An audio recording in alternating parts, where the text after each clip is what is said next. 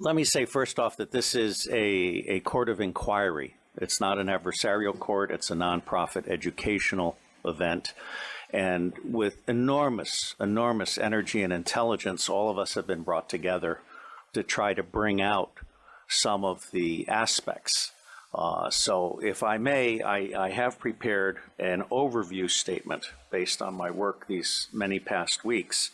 And I want to just say that as a parent and as a patriot, I'm absolutely outraged by what we're allowing to happen to our children. Humanity is judged on how you treat the weakest member of the society. Let me say that although pedophilia, which says child love, has nothing to do with the abuse of children, these children are not just kidnapped and in some cases bred by families as a cash crop. We have people in the United States of America that breed children in order to sell them. And when they are sold, they come without birth certificates, which means it's easier to kill them and have no one ask where they are. We're also importing children by the plane load. Again, children who have no documentation. It's not just child slavery or child sex abuse. It's also child torture, because you have adrenalized blood. You have the whole blood drinking ceremony of the satanic world. It's also the use of children for harvesting body organs. We'll have the Falun Gong testimony tomorrow. One of the reasons that the Falun Gong are so popular is because they're so healthy, so that you can harvest their body organs and get the very best. And then you have ritual ceremonies and ritual murder, as well as incidental murder.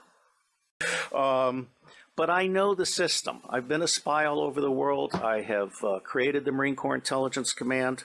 I have trained intelligence and law enforcement representatives, over 8,000 of them from across 66 countries. They are all, without exception, good people trapped in a bad system.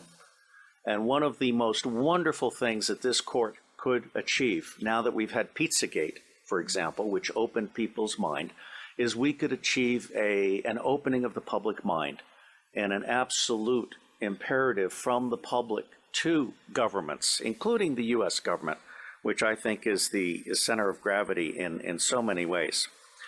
I have found in my research and preparation for this court and all of the work that will follow that most organizations that end up being used to prey on children, Oxfam is a recent example, all of the United Nations organizations, the Boy Scouts of America, all of the child services agencies across the United States of America, they did not start out as organizations to prey on children, but they attract pedophiles. And ultimately, pedophiles end up rising in the ranks and controlling those organizations, so that an organization that initially started out in the service of children becomes an organization that is in fact hunting children. And one of our distinguished commissioners has written an absolutely wonderful book called Child Hunters, which I recommend to all of you as a brief on this. Now, it's not my working assumption, but the working assumption yet to be proven that the totality of the children disappearing worldwide is toward 8 million people, toward 8 million children. In the United States of America, the acknowledged number, not counting the children being bred without birth certificates, not counting the children being imported without documentation, is between 600 and 800,000 a year. Now imagine Africa and East Asia and all these other locations. I personally believe that the number we want to try to document is rising well beyond the official figures, and we have yet to learn what the actual number is, okay? The other working assumption is, how long do these children survive within this system? What I am hearing from the witnesses that I've talked to is 2 years. It may be longer, it may be 4 years, it may be 6 years, but by and large, these children are so abused. I mean, we're talking rapes by the hour and so forth, that they reach their expiration date within 2 years.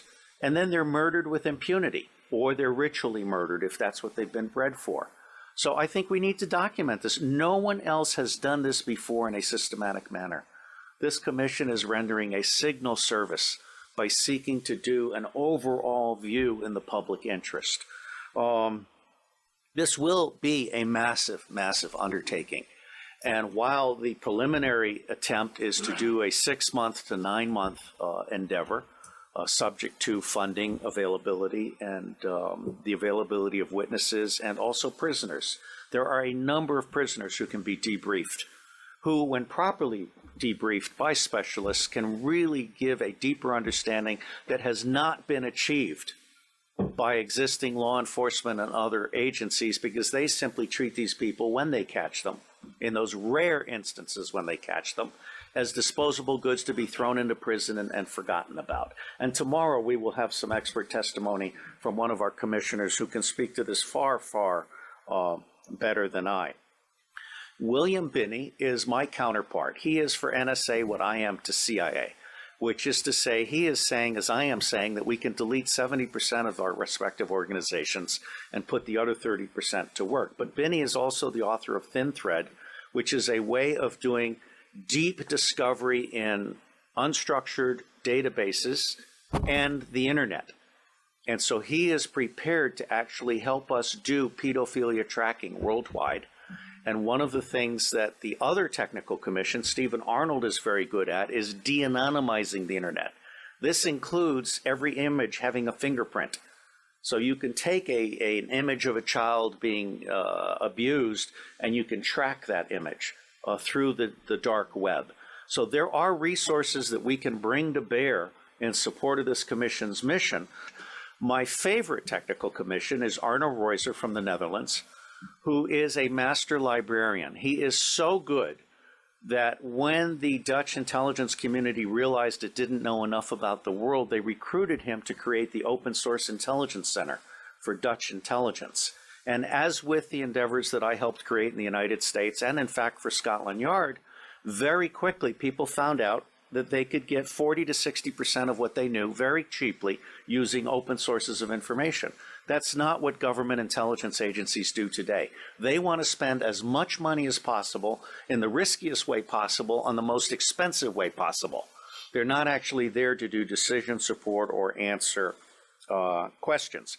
So I believe that Arno Reuser is capable of creating the world's first digital library on pedophilia. And this would be a multilingual library to include local dialects.